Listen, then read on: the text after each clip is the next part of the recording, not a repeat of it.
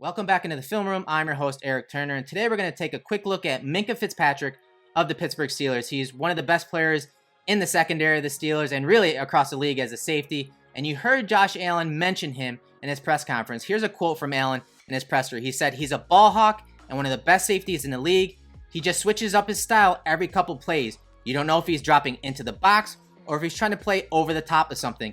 And when I watched some of the footage from practice this week, courtesy of Sal Capaccio, and some of the routes that Emmanuel Sanders and Cole Beasley were running, they really added some context to how the Bills plan on attacking the Steelers defense, and specifically how to attack Fitzpatrick or how to stay away from him, because obviously he's one of those players that, as a quarterback, and Josh Allen has to know where he is at all times, pre and post snap. And I think if you look at some of the routes and concepts that the Bills were running in practice, I think you can tell a story on the big picture of the game plan for the Bills leading into the weekend. So before we get to the film, let's take a quick look at some statistics from the matchup last year and how the Steelers really defended Josh Allen and the Bills offense.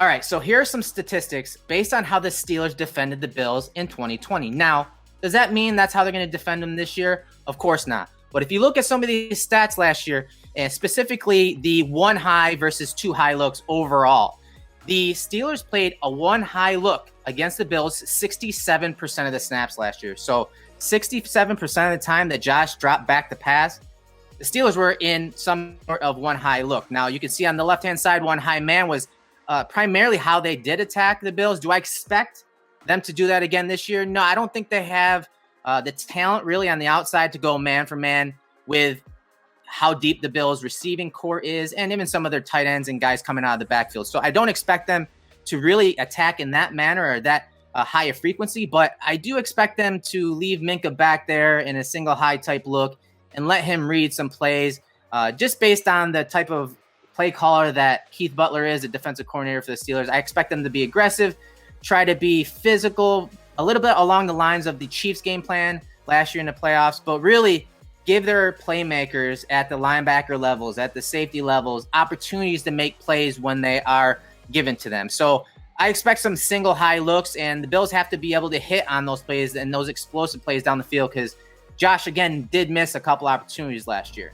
All right, so here's one of the plays that the Bills were trying to stay away from Fitzpatrick back here and that single high look. And you're going to see Diggs really get the ball here and do a good job of making his numbers shown and getting eye contact with his quarterback. You're going to see him kind of run a little crossing route here. He's just reading the leverage of Fitzpatrick, and he's just going to eventually just sit right here in the window. But watch how he approaches this. So he attacks that single high look. He's looking right at Fitzpatrick right now, realizing, hey, he's in the post. He cannot run that route towards him. So he just finds a little area to sit. And the reason he sits here is because there's a corner over the top. You have the post safety here. So he just sits there and then, again, makes himself available right behind this linebacker. And then Josh hits him, and Diggs is able to break a tackle and get some positive yardage on this play. So then later in the game, the Bills run a similar type play. Here's Fitzpatrick. Here's Diggs off the right-hand side. You see him show the same route, kind of slip out of the break, and look at Fitzpatrick. As Josh said, he's playing it differently. He's trying to cut this route. He's trying to come downhill as a single high safety here, jump it, knowing that Allen went to him earlier in the game. Well, he jumps it. Now Josh moves on to his next read, and that's Gabriel Davis streaking to the post where Fitzpatrick just vacated, but Josh is unable to make this throw down the field under pressure. Here's some practice footage courtesy of Sal Capaccio, again, of WGR, and this is Beasley working from the slot, just working on that crossing route, something the Bills like to use against single high sets. Think about the post safety being right here, whether it's zone or man.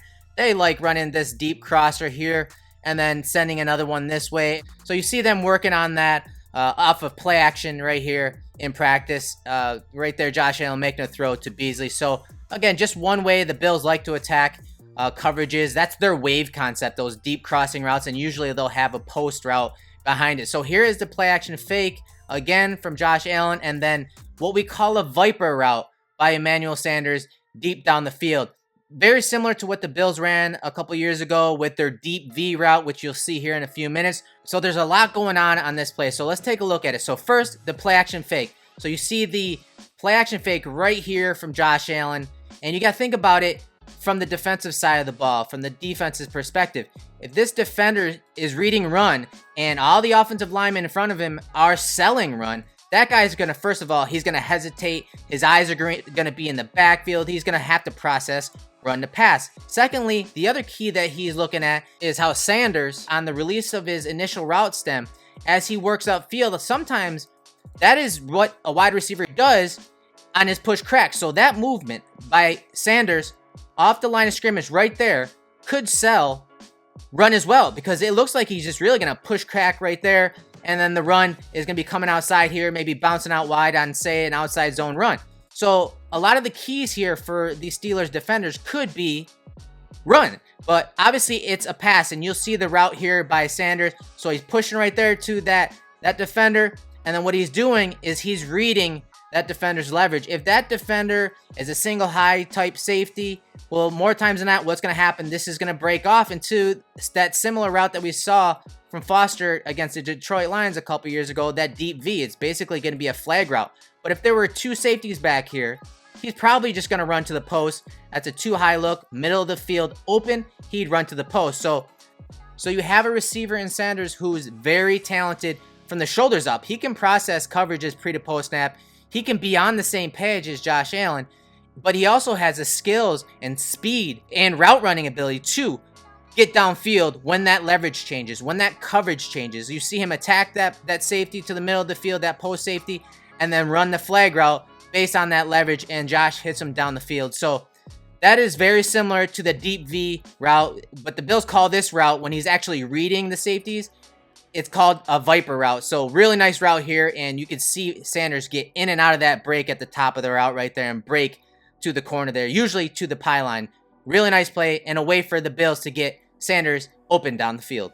So let's flash back to Josh Allen versus the Lions a few years ago when him and Robert Foster were tearing up the Lions man coverage, especially in their single high safety looks like you see here. So this is a 3-level passing concept, the type of play that you can call off play action, because Josh Allen's arm is one of the best in the league. You see that deep V route right there from Robert Foster. So he's got a corner in his pocket, but he's also trying to run away from that single high post safety, and he does here. Unfortunately, the ball is not completed. A flag is thrown on this play, but this is the type of stuff that you're able to call with Josh Allen as your quarterback. These type of plays force the defense to have to defend every blade of grass, and you see this big throw from Josh Allen.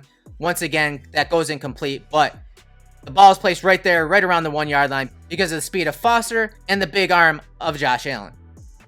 So here's a 2nd and 10 call, very similar call from an empty set. So the Bills can run it off play action. They can run these deep V or Viper routes out of empty sets as well. So here is Foster at the top of the screen, again, running away from that single high safety. That safety is playing to his side, the weak side of the formation. You see that deep V, attack that post safety, and it allows Foster to run away from the corner that's in his pocket and away from the safety of the Detroit Lions. This time it's completed for a really big play. Just watch it from the end zone angle. Again, if you're going to play single high safety looks versus the Bills, especially in man coverage, they have the speed and talent on the outside to run away from these coverages. And then you have the big arm of Josh Allen. Watch him manipulate the safety, look right down the middle of the field, and then scan from right to left here. And then again, the big arm is on display. Late in this play, he's able to make the throw down the field to Robert Foster for the big play. Thanks for once again joining me in the film room. This was a good episode. It kind of showed you the context or building blocks of practice and how it really unfolds in the game. Kind of leads you from the ground up into the game plan, into the mind of Brian Daboll, the offensive coordinator of the Bills, and how I think the Bills are really going to try to take their shots down the field against the Steelers defense, especially if they leave Fitzpatrick in the post as that post safety, as that single high safety, and play as much man against the Bills as they did last year. The Bills will have answers. Obviously, Josh Allen's been in the Bills playbook for several years now. Brian Daboll knows his strengths and weaknesses. So the entire playbook should be open to the Bills against the Steelers this weekend in week 1.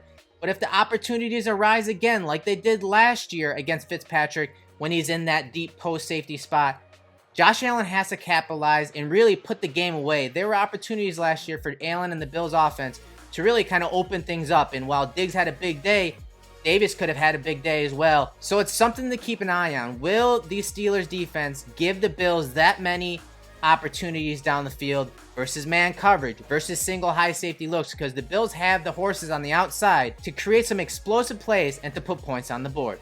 Once again, I'm Eric Turner, host of the Film Room at Cover One. Get to our Cover One YouTube channel. Check out all of our content, all of our podcasts. We couldn't do this without you. Thanks again, and we'll see you next week.